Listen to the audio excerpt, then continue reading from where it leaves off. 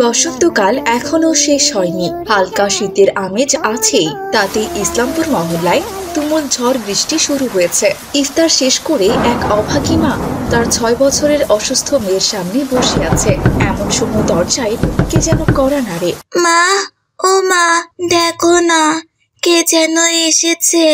মনে হয় তোমার বাবা এসেছে, দাঁড়াও আমি দরজা খুলে দিই। আসসালামু আলাইকুম।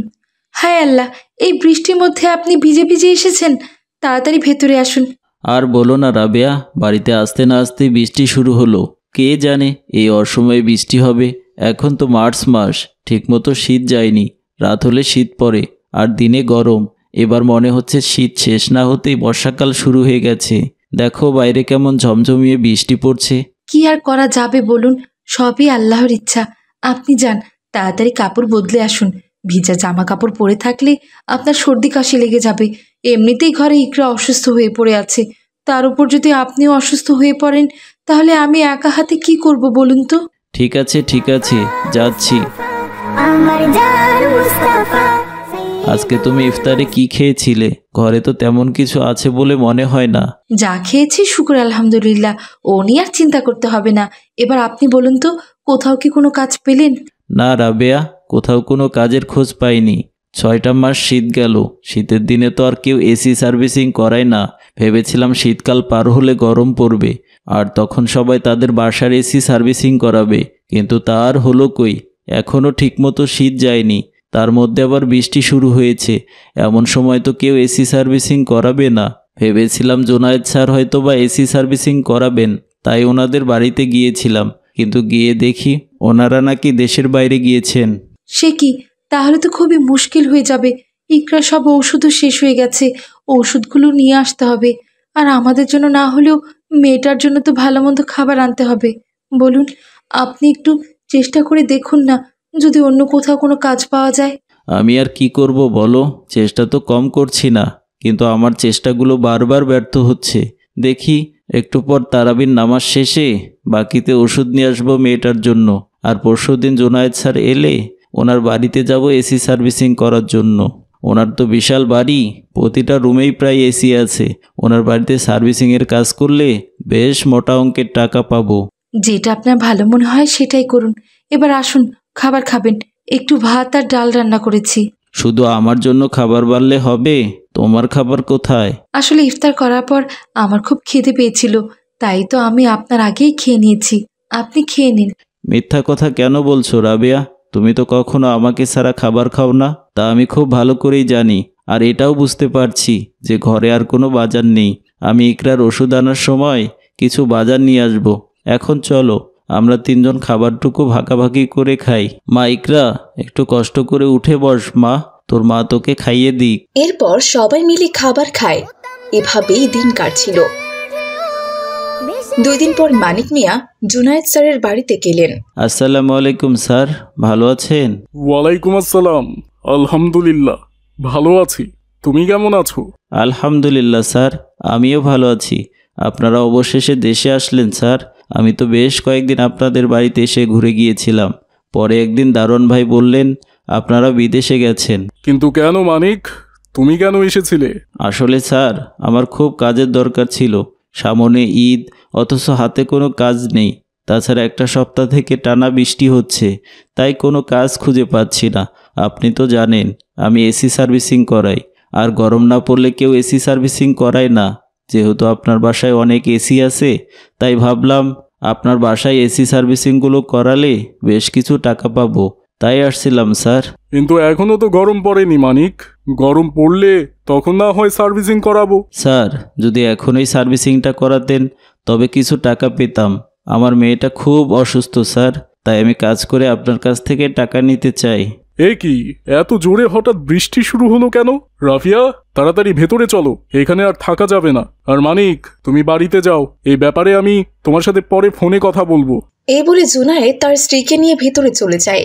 আর মানিক মন খারাপ করে বৃষ্টির মধ্যে বাড়ির দিকে রওনা দেয়। ড্রাইভারকে ফোন করে বলতে হবে গাড়িটা ভিতরে রাখার জন্য। এই কি, আমার ফোনটা কোথায়? তাহলে ফোনটা গেল কোথায়? কালকে আমেরিকা থেকে আমি 1.5 লাখ টাকা দিয়ে আইফোনটা কিনলাম, আর আজকে কিনা হারিয়ে ফেললাম। তুমি হারিয়ে ফেলোনি, বুঝেছো? ফোনটা চুরি হয়ে গেছে। কিন্তু এই রমজান মাসে আমার ফোনটা কে চুরি করলো? কে চুরি করলো তা তুমি এখনো বুঝতেই পারছো না? হয়তো ওই মানিক চুরি করেছে। ওর মেয়ে তো অসুস্থ, শুনলে না ও কি বলল? ওর খুব টাকার দরকার। আর তাছাড়া যখন তোমার সাথে কথা বলছিল তখনও বারবার ফোনের দিকে তাকাচ্ছিল। আমি কিন্তু বিষয়টা লক্ষ্য করেছি, আর আমি এটাও শিওর যে ও ছাড়া এই কাজ আর কেউ করেনি। তুমি এক কাজ করো তো, থানায় ফোন করো আর ওই মানিকের নামে কমপ্লেন করো। কি বলছো তুমি রাফিয়া? এই রমজানের দিনে আমি আমার শ্রমিকের নামে পুলিশ কমপ্লেন করব? কমপ্লেন করার প্রয়োজন পড়লে তো করতেই হবে। ভেবে দেখো, তোমার 1.5 লাখ টাকা দামের নতুন আইফোন। স্ত্রীর এমন জোরাজুরিতে জুনায়েদ মানিকের নামে পুলিশে কমপ্লেন করে। এদিকে সেই রাতেই মানিকের বাড়িতে পুলিশ আসে। কে রে, তোর নাম কি মানিক? জি স্যার। কিন্তু আপনারা হঠাৎ আমার বাড়িতে কেন? আমি কি করেছি? চোরের মায়ের বড় গলা, বড় লোকের বাড়িতে ঢোকে আইফোন চুরি করেছিস তাই না? তার উপর আবার বলছিস কি করেছি? রমজানের দিন একটু ভালো হতে পারলি না? চল বেটা, থানায় চল। স্যার বিশ্বাস করুন, আমি চুরি করিনি, আমি চোর নই। আমি প্রতিদিন রোজা রাখি, 5 ওয়াক্ত নামাজ পড়ি। আমার মনে আল্লাহ তাআলার ভয় আছে। আমি কেন চুরি করব স্যার বলুন? সব চোরই চুরি করার পর বলে আমি চুরি করিনি। এবার চল বেটা, থানায় গিয়ে একঘাত দিলে সত্যটা ঠিক বেরিয়ে আসবে। এমন দৃশ্য দেখে রাবিয়া কান্না করতে থাকে। মা, ও মা, ওরা বাবাকে কেন নিয়ে গেল? আমার বাবা কি করেছে? তোমার বাবার কিচ্ছুই হয়নি মা। তোমার বাবা খুব শীঘ্রই আমাদের কাছে ফিরে আসবেন।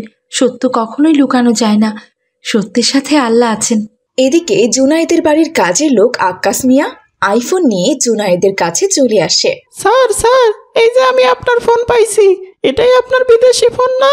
হ্যাঁ, এটাই তো আমার ফোন। তুই এটা কোথায় পেলি? এটা তো আমি আপনার কোটের পকেটে পাইছি স্যার।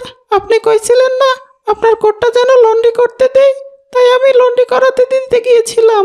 তখনই আপনার কোট থেকে এই ফোনটা পাইলাম। আক্কাস মিয়ার মুখ থেকে এমন কথা শুনে জুনায়েদ তাড়াতাড়ি করে তার গাড়ি নিয়ে থানায় যায়। দাঁড়ান, আসলে আমি আমার ফোন পেয়ে গেছি। আমার অনেক বড় ভুল হয়ে গেছে, ওকে ছেড়ে দিন আপনারা। এরপর জুনায়েদ মানিক মিয়াকে তার গাড়িতে করে বাড়িতে নামিয়ে দেয়। তুমি আমাকে ক্ষমা করে দিও মানিক, আমার ভুলের জন্য তোমাকে এত কষ্ট পেতে হলো। তুমি আমাকে ক্ষমা না করলে আল্লাহ তাআলাও আমাকে ক্ষমা করবেন না।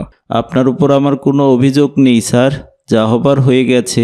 আপনি দয়া করে আপনার বাড়িতে আমাকে এসি সার্ভিসিংয়ের কাজটা দিয়েন, আমি তাতেই খুশি। তা তো অবশ্যই দেব, কিন্তু তার আগে তো আমার ভুলের মাসুল দিতে হবে, তাই না? এই নাও, এই টাকাগুলো তুমি রাখো, তোমার মেয়ের জন্য ওষুধ নিও, আর কালকে এসে আমার বাড়ির সব এসিগুলো সার্ভিসিং করে দিয়ে যেও, আর কাজ শেষ করে আমার কাছ থেকে টাকা নিও। আলহামদুলিল্লাহ, আপনাকে যে কি বলে ধন্যবাদ দেব স্যার।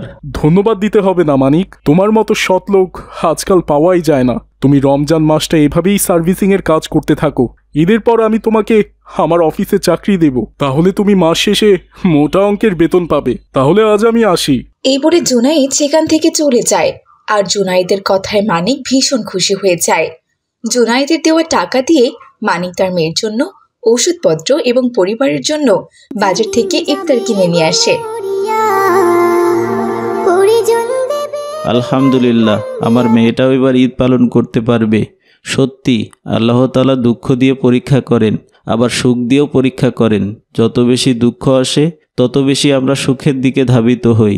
সব কিছুর জন্য মহান আল্লাহ তাআলার কাছে লাখ লাখ শুকরিয়া। তো বন্ধুরা, আমাদের আজকের গল্পটি তোমাদের কাছে কেমন লেগেছে? ভালো লেগে থাকলে একটি লাইক করে দিও, আর আমাদের ছোট্ট চ্যানেলটি সাবস্ক্রাইব করে দিও। আর তোমরা কে কে ঈদে নতুন জামা কিনেছো তা কমেন্ট করে জানাতে ভুলো না কিন্তু। তোমরা সবাই দয়া করে চুপ করো, ম্যাডাম আসছেন। আসসালামু আলাইকুম ম্যাডাম। ওয়ালাইকুম আসসালাম। আজ তো প্রথম রোজা, তোমরা কে কি রোজা রেখেছো আজকে? হাত তুলে দেখি।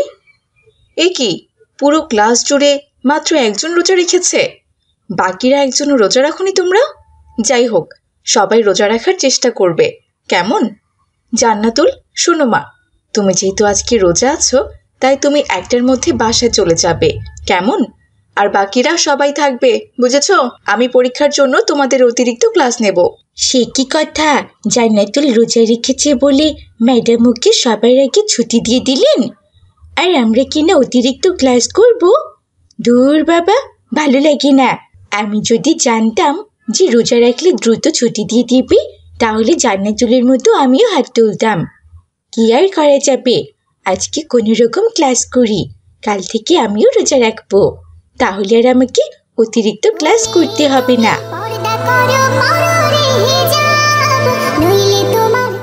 যারা রোজা করেছো তারা এই ক্লাস শেষ করে বাড়িতে চলে যেও।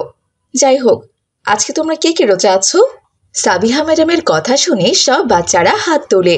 ও মা, আজকে তোমরা সবাই রোজা রেখেছো? তাহলে তো আজকে আর কারো ক্লাস নিতেই পারবো না, সবাইকে ছুটি দিয়ে দিতে হবে। এই মেয়ে, এই তোমার নাম না পূজা রানী? তোমার আবার কিসের রোজা? আসলে ম্যাডাম, হয়েছে কি, আমার সব বন্ধুরাই তো রোজা রাখছে, তাই আমারও ওদের মতো রোজা রাখতে খুব ইচ্ছে হচ্ছিল। সবাই না খেয়ে থাকবে আর আমি কিনা খাবার খাবো, সেটা খারাপ দেখায় না, তাই আমিও ওদের সাথে রোজা রেখেছি। ও বাবা, তোমাদের তো দেখি ভালোই বন্ধুত্ব হয়েছে। ঠিক আছে, তাহলে আজকে আর আমি তোমাদের কোনো অতিরিক্ত ক্লাস নেব না। এরপর সাবিহা ম্যাডাম কিছুক্ষণ ক্লাস নিয়ে বাচ্চাদের ছুটি দিয়ে দেন। ছুটির পর মিলি বাইরে এসে দেখে পূজা ফুচকা খাচ্ছে। কি রে পূজা, তুই না ম্যাডামকে বললি তুই রোজা আছিস, তাহলে আবার বাইরে এসে লুকিয়ে লুকিয়ে ফুচকা খাচ্ছিস কেন?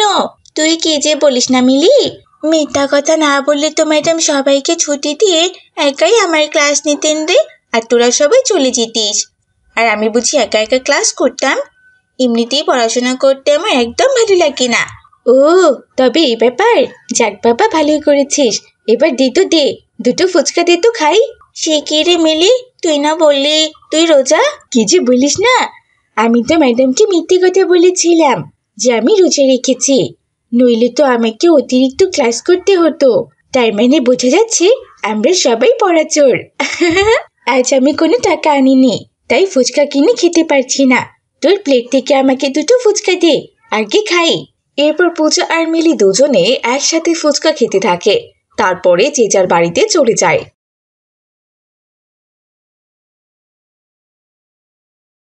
বিকেল বেলা।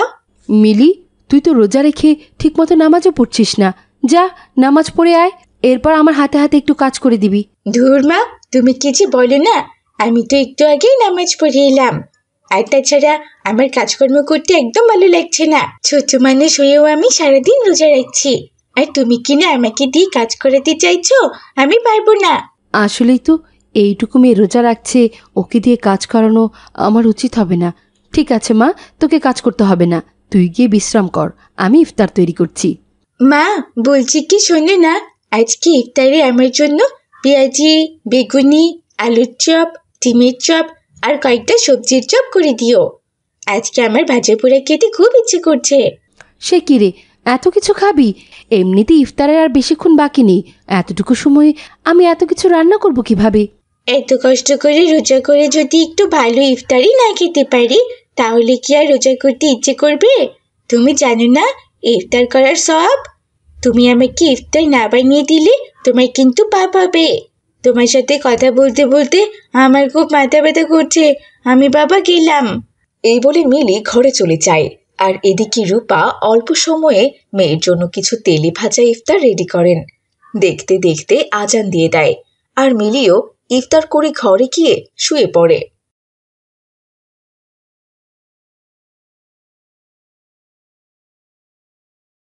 কি ব্যাপার মিলি, তুই এখনো শুয়ে আছিস কেন মা? 2 মাস পরে পরীক্ষা, পড়তে বসবি না? না মা, আসলে আমার খুব পেট ব্যথা করছে, মনে হয় ইফতার খাওয়াটা একটু বেশি হয়ে গেছে, আমি একটু শুয়ে বিশ্রাম নেই।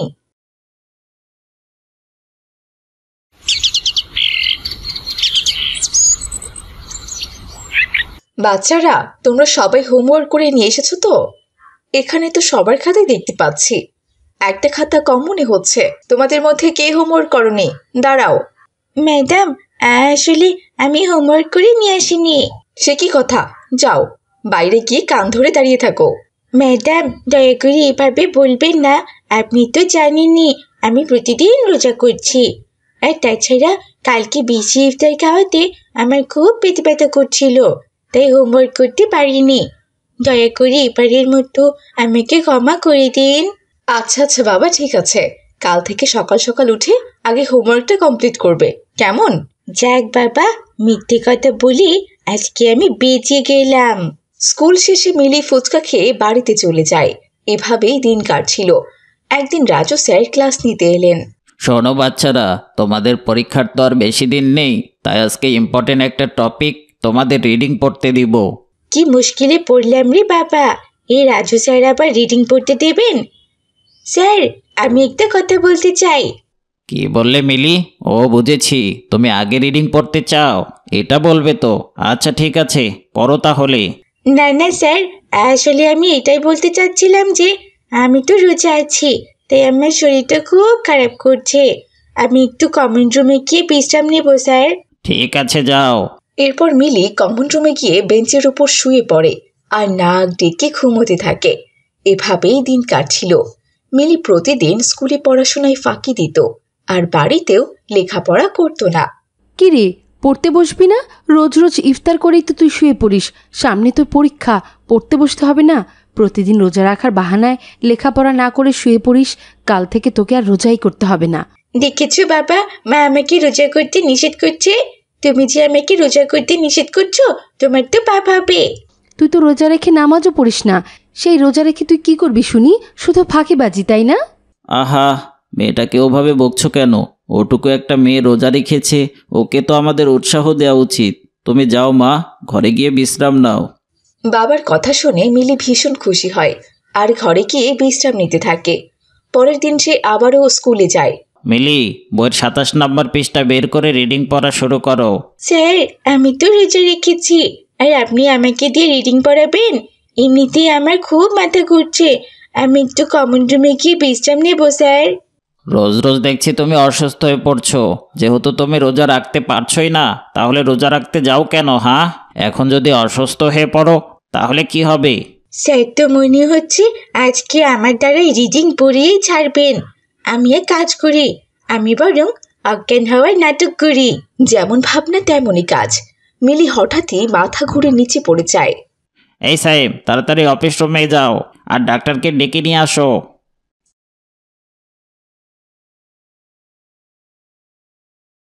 রোজা রাখার কারণে মেয়েটার শরীর দুর্বল হয়ে গেছে, এক্ষুনি একটা ইঞ্জেকশন পুশ করতে হবে। ইঞ্জেকশনের কথা শুনে মিলি ভীষণ ভয় পেয়ে যায় আর উঠে বসে পড়ে। না না স্যার, দয়া করে আমাকে ইঞ্জেকশন দেবেন না। আমার কোনো কিছুই হয়নি, আমি একদম ঠিক আছি। আসলে আমি এতদিন থেকে মিথ্যে কথা বলেছিলাম। আমি একটা রোজাও রাখিনি। প্রতিদিন যেন আমাকে এক্সট্রা ক্লাস না করতে হয়, সেজন্য আমি মিথ্যে কথা বলতাম। আমাকে ক্ষমা করে দিন স্যার। রাজু স্যার আর কোনো কথা না বলে মিলির বাবা মাকে ফোন করে স্কুলে ডেকে আনেন এবং তাদের কাছে মিলির নামে কমপ্লেন করেন। এতে করে মিলির বাবা মা তাকে অনেক বকাঝকা করেন। আমার ভুল হয়ে গেছে মা, রোজা নিয়ে মিথ্যে কথা বলাটা আমার একদম ঠিক হয়নি। আমাকে এবারের মতো ক্ষমা করে দাও। কাল থেকে আমি সত্যি সত্যি রোজা রাখবো আর ঠিক মতো লেখাপড়াও করবো, ইনশাল্লাহ। আর কখনোই মিথ্যে কথা বলবো না। তো বন্ধুরা, আমাদের আজকের এই গল্পটি তোমাদের কাছে কেমন লেগেছে তা কমেন্ট করে জানাতে ভুলো না কিন্তু। আর গল্পটি ভালো লেগে থাকলে আমাদের ছোট্ট চ্যানেলটি লাইক করে সাবস্ক্রাইব করে দিবে। কি মজা, কি মজা! আর কয়টা দিন পরে ঈদ। কি যে মজা লাগতাছে আমার। এই ঈদে বাবা আমারে নতুন জামা কিনা দিব। ঈদের দিন আমি মজার মজার খাওন খামু, কত মজা হইব, তাই না কও মা? দেখছো আমার পাগলি মাইয়াটার কাণ্ড। অহনি এত খুশি আর কিছু নাই। ঈদ হওয়ার তো এখনো বেশ কয়েকদিন দেরি আছে। এইবার ঈদে অবশ্যই তোমার বাবা তোমার জন্য একটা নতুন জামা কিনে দিবে। যাও মা, অহন হাত মুখ ধুইয়া কোরআন তেলাওয়াত করো। একটু পরে মাগরিবের আজান হইব। তোমার বাবা এসে যদি দেখে তুমি এখনো দাঁড়ায় আসো, তাহলে কিন্তু তোমার বাবা খুব রাগ করবে। তখনই সেখানে আব্দুর রাজ্জাক তার রিক্সা নিয়ে চলে আসে। ও দেহ মা, কইতে না কইতে তোমার বাবা চলে আইছে। কি ব্যাপার মা, এখানে দাঁড়ায় আছো যে? আর কিছুক্ষণ পরেই তো আজান হইব। তোমার তো এই সময় কোরআন তেলাওয়াত করণের কথা। তোমারে না আমি কইছি, তুমি যদি পুরা রমজান মাস মিলা কোরআন শরীফ খতম দিতে পারো, তাইলে আমি ঈদে তোমার একটা নতুন জামা কিনা দিমু।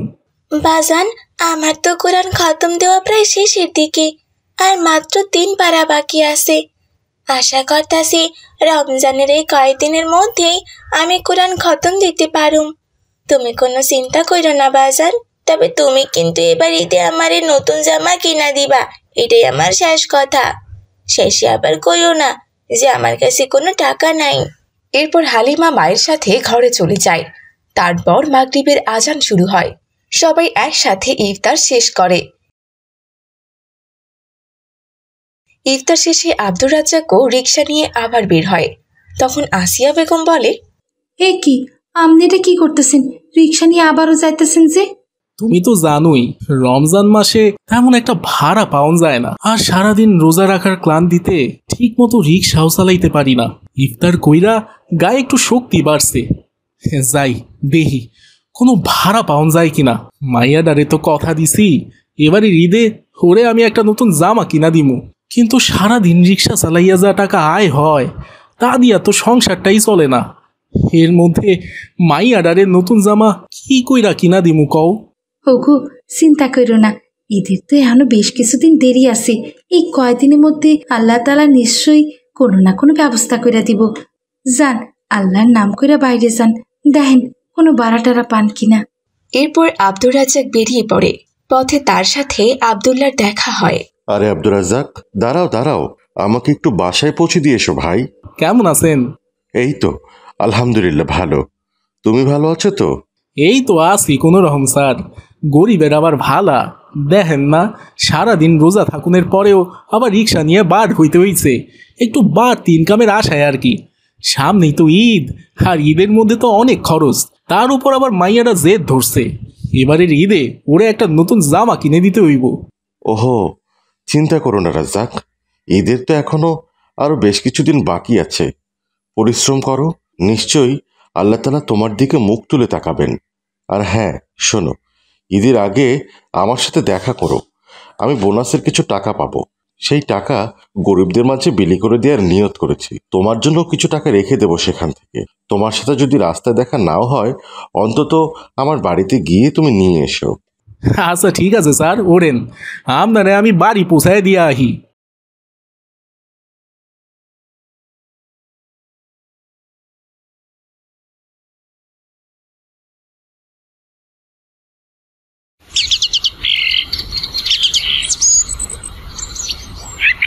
বাবা, ঈদ তো প্রায় চইলা আইলো, তুমি কিন্তু আজ আমার লাইগা নতুন জামা কিনে আনবা।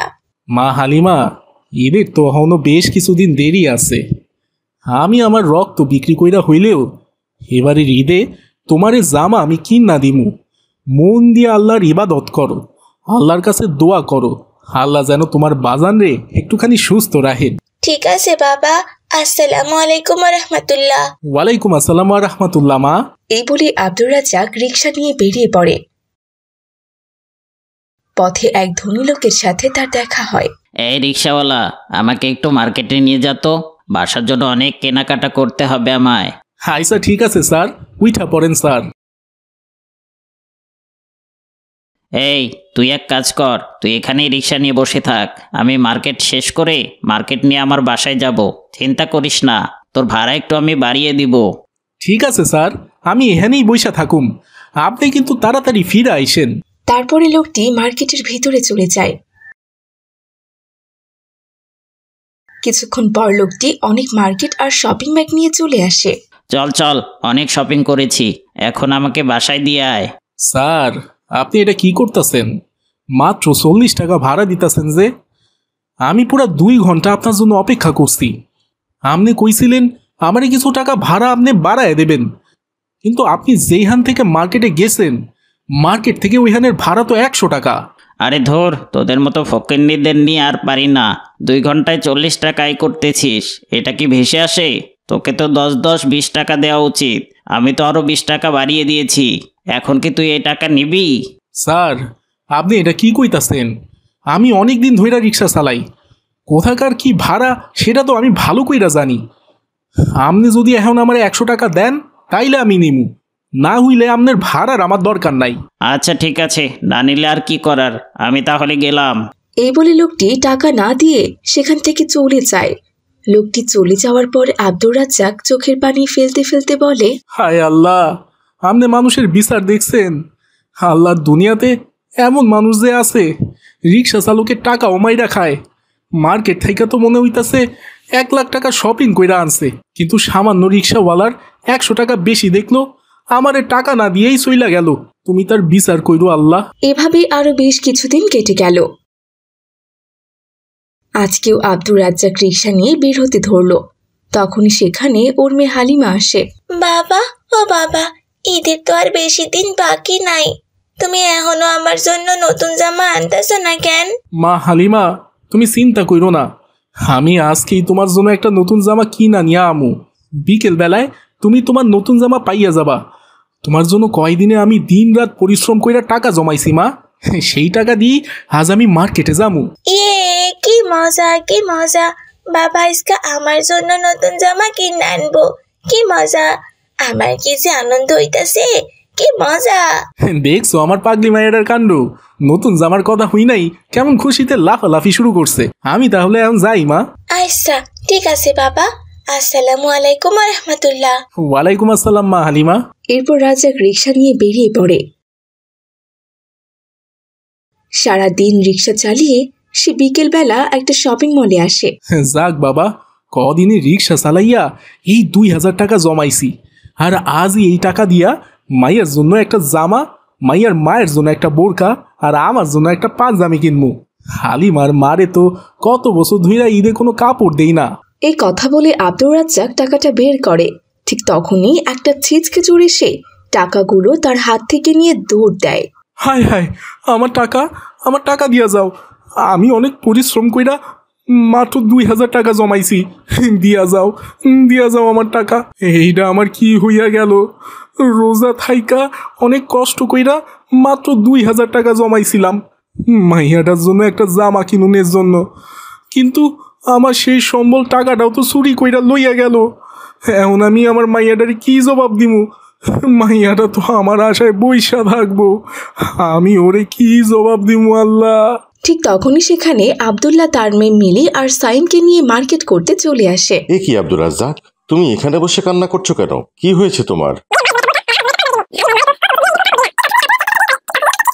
আজকাল মানুষের ধর্ম দেখেছো? গরিব মানুষের টাকা কিভাবে নিয়ে গেছে।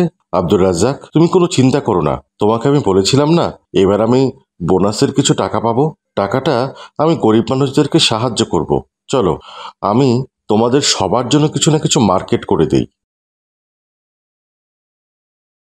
কি আব্দুর রাজ্জাক, এবার খুশি হয়েছে তো? চলো এবার আমাকে একটু বাড়িতে পৌঁছে দিয়ে আসো গিয়ে। হ স্যার, অবশ্যই ওঠেন, আপনারে আমি বাড়িতে লইয়া যাইতাছি। আপনি আমার এত বড় উপকার করলেন, যদি এই নতুন জামাটা আমি আমার মাইয়ার জন্য না নিয়ে যাইতাম তাইলে মাইয়াটা আমার খুব কষ্ট পাইতো।